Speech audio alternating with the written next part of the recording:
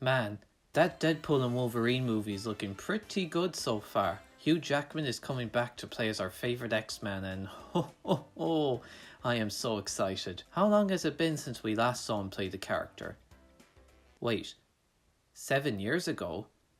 Has it really been that long? I better get to work on getting my free bus pass because of how old I am now. Back in my day, we had mobile phones with buttons on them, and the only app on it was Snake. But you know what? Logan was an excellent movie. A violent, gritty take on the character set in a dystopian world where most of the mutants are either killed or in hiding. Back then, it was supposed to be the last time Jackman would wear the claws, and it was a satisfying end to his portrayal of the Wolverine. That was in 2017. But why don't we go back in time to the year 2000, back to where it all began for the cinematic take on the character. X-Men. When it comes to the X-Men, I like them fine enough. Nothing more, nothing less. I've only ever seen the movies and like half of the original 90s animated series. I never grew up with them like I did with Spider-Man or the Fantastic Four, apart from owning this Wolverine comic and a book about Wolverine that came with a little clay figurine of him. In fact, I haven't seen any movie in the series until I was about 17 or 18, and that movie was the first one, appropriately named X-Men.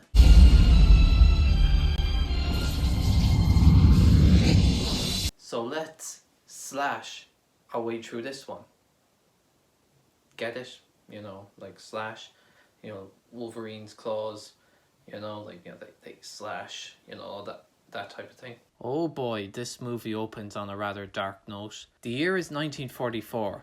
A young boy by the name of Eric Lenscher is being taken away by his parents upon being forced into a concentration camp by guards. While trying to reach out to them, he bends the gate, awakening his mutant ability of magnetism, and gets knocked out by the guards. It is now the present day, and Robert Kelly, a US senator, wishes to pass a bill to Congress that would force mutants to reveal their identities and abilities.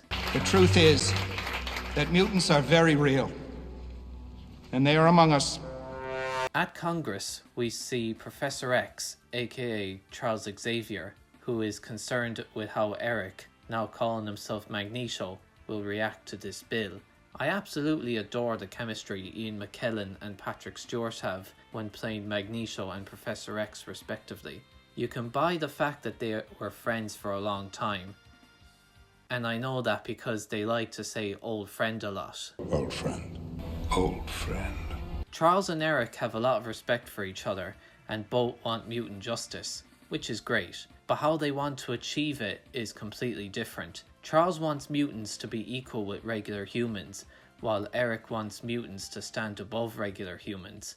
Meanwhile, a girl named Rogue accidentally puts her boyfriend in a coma after they kiss. This is because she has the ability to drain people's energy, so she runs away, finding herself in Canada. She meets Logan, aka the Wolverine, at a bar and decides to tag along with him. Like Ian McKellen and Patrick Stewart, I think Hugh Jackman in this movie is awesome and badass. While I don't think he was at his absolute best here, at least compared to future appearances, he still gets to act his adamantium behind off. I also like how sassy and funny he can be at points.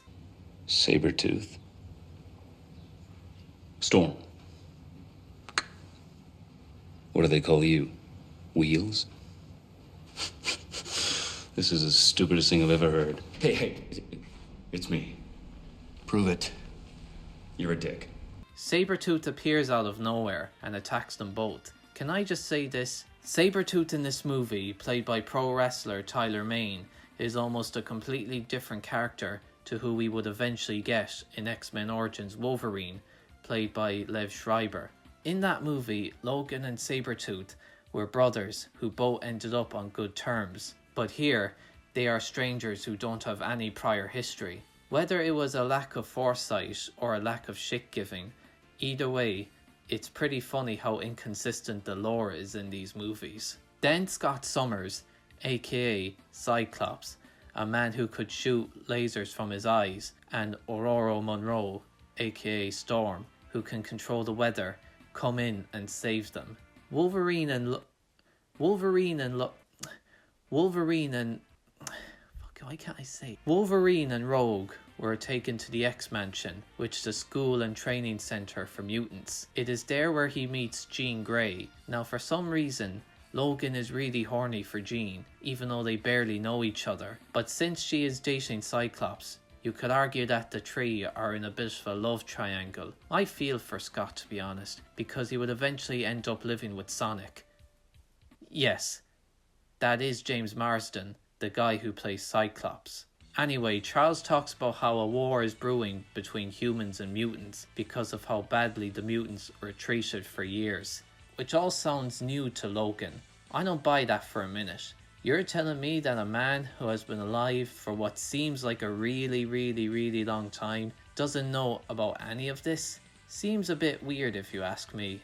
Charles believes that Magneto is interested in capturing Logan, so Charles asks Logan to stick around until they can get more information on the matter. Rogue enrolls herself into the school, meets a nice mutant named Bobby, and they become big chummy best friends.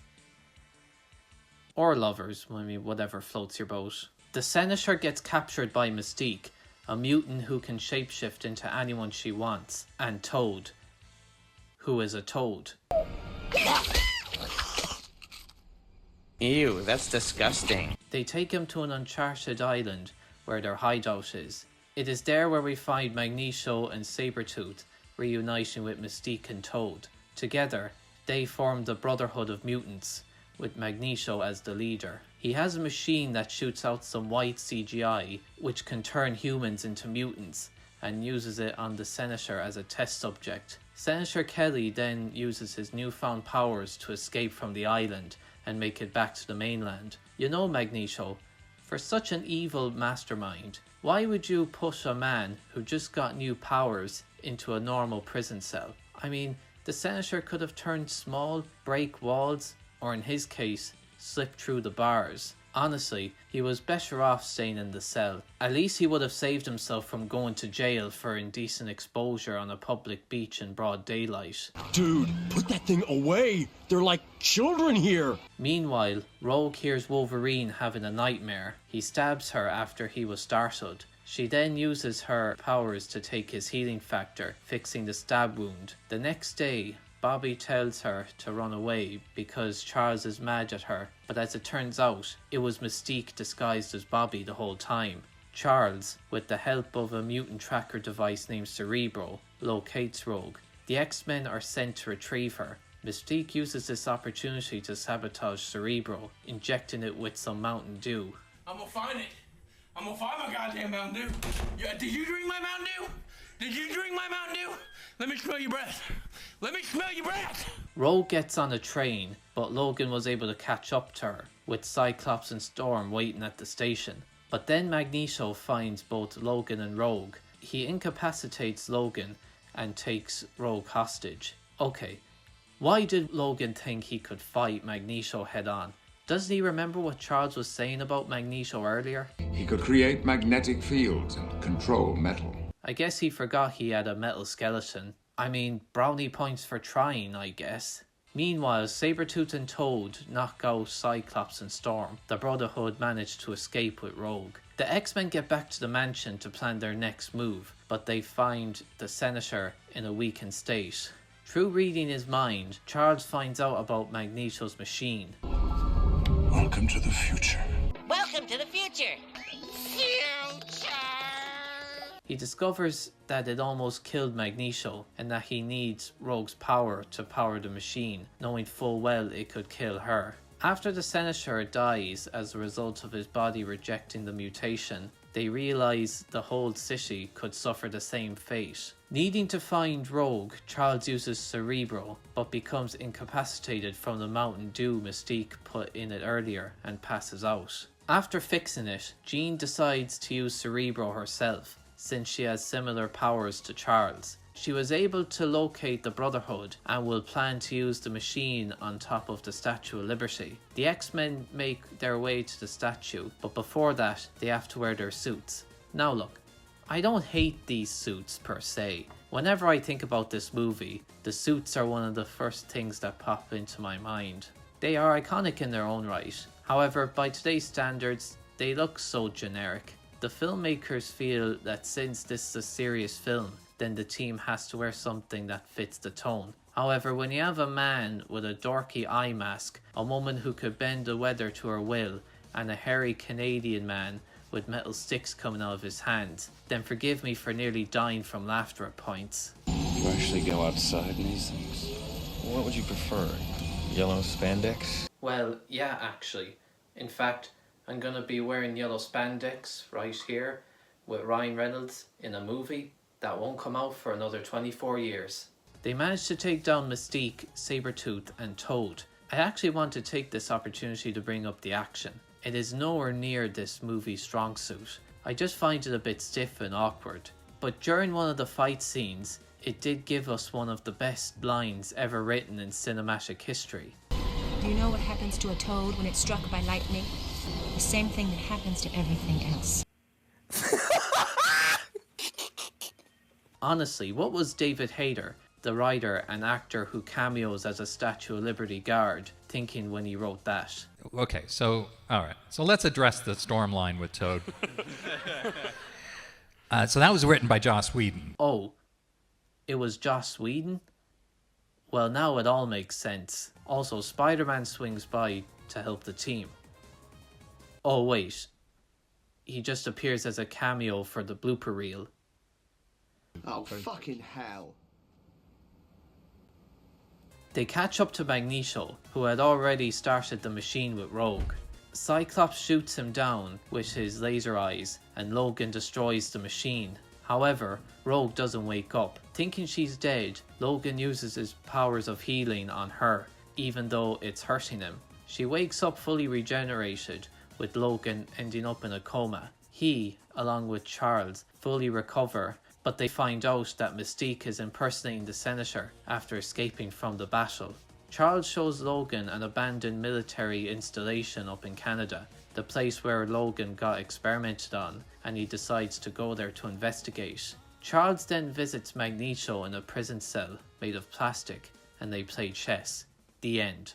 This movie is pretty good if I do say so myself. Clocking in at around 1 hour 40 minutes, the movie managed to bring in close to $300 million on a budget of $75 million. It was the 9th most successful film of 2000. So yeah, safe to say Fox were more than happy enough to make a sequel, which would be released 4 years later called X2. What a silly little name for a film. However, I do think this movie has dated in so many ways. While I do like the practical effects for the most part, which is something you can't say about most blockbuster movies nowadays, I can't really say the same for the CGI. I was barely a year old when this movie was in the cinema, but I can imagine just how good these effects must have looked back then. At that point in time, there weren't many films with CGI that had aged the best, so I can't really be mad about it. But I do think it's worth pointing out. This movie, along with Sam Raimi's Spider-Man, are probably the most important and most influential superhero movies of the 21st century. They both set the standard for future movies in this subgenre. They take themselves seriously while still embracing its goofy aspects to bring a good balance of both suspense and fun, just like the comic books they were based on. When I first saw this movie, I thought it was one of the best films I've ever seen. However, now, I just think it's good. Nothing amazing or anything like that. But if there's one thing this movie excels at, is its allegory for discrimination and intolerance, which is played really straight and not treated as a joke. To me, there are X-Men films or films starring an X-Man that are far better than this. If I were to rank this movie among the other films in the series, I'd rank it somewhere along here. So yeah, in the end, X-Men is cool and you should watch it now. Now if you excuse me, I have to go to the bank to set up a pension. You know, because I'm old now. As one of the best underground snake players in the country, I have to put my prize money in somewhere. Hold on. I just realised something. David Hayter is involved in this movie, and he also voices a character called Snake from the Metal Gear franchise. Oh my god, what a coincidence. Oh, that wasn't lead up to a joke or anything, you know, I just thought I'd point it out.